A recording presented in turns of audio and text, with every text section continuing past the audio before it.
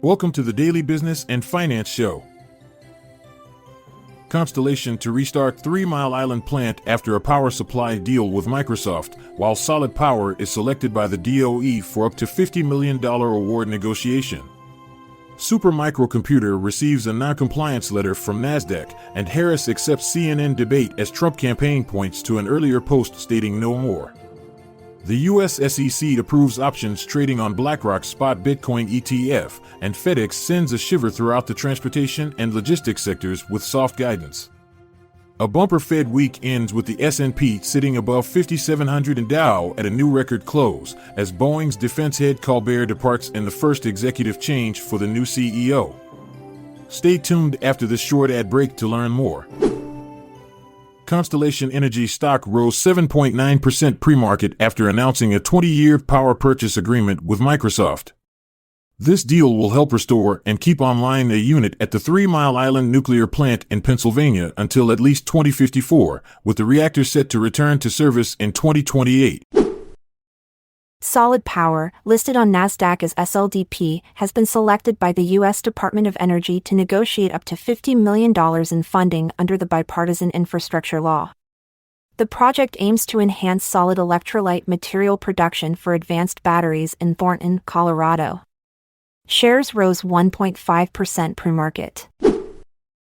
Supermicro received a notification from NASDAQ for not complying with Listing Rule 5250 due to a delay in filing its annual report on Form 10-K for the period ending June 30, 2024.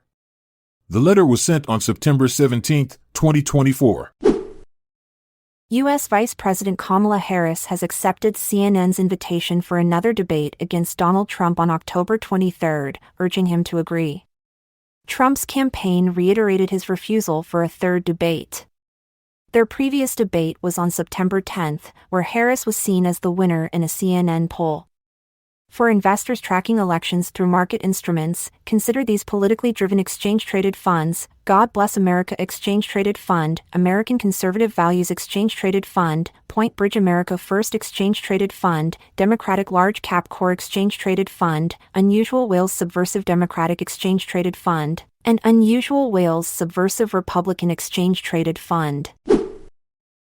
The U.S. Securities and Exchange Commission has approved the listing and trading of options on BlackRock's spot Bitcoin Exchange-Traded Fund, iShares Bitcoin Trust ETF. This fund is the largest in the world with assets of $22.67 billion as of September 19, 2024.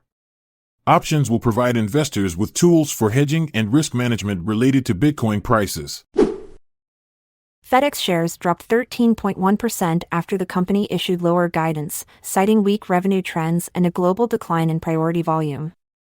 Morgan Stanley downgraded FedEx to underweight, highlighting structural challenges. Wells Fargo expressed doubts, while Evercore ISI maintained an outperform rating. United Parcel Service fell 2.5%.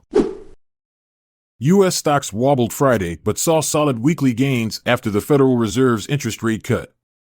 The S&P 500 closed at 5,702.53, down 0.19%.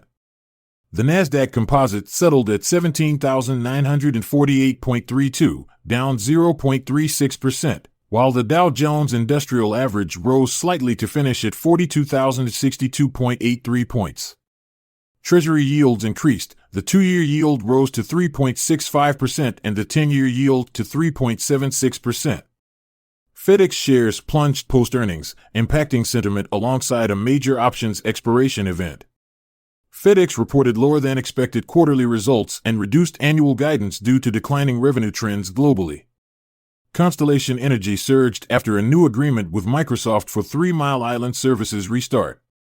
Nike gained as Elliott Hill returned as CEO.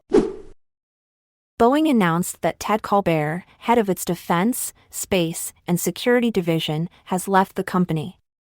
CEO Kelly Ortberg made this decision shortly after taking his role. Steve Parker will temporarily lead the struggling division. This follows CFO Brian West's warning about continued financial losses in the defense unit. Thank you for tuning into the Daily Business and Finance Show.